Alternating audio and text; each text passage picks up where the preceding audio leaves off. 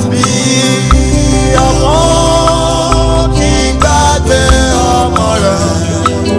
Jésù má gbàgbé mi. Àpọ̀ láyé táwọn bẹ̀rẹ̀ fún ṣàánú mi o Èdùmàrè láàrin ẹ̀rọ. Iṣẹ́ wo ló fẹ́ ṣe tí kò wá níbẹ̀? In the name of Jesus. Ìkọlọ́run ṣàánú gbogbo akárò tó dàrú bọ̀.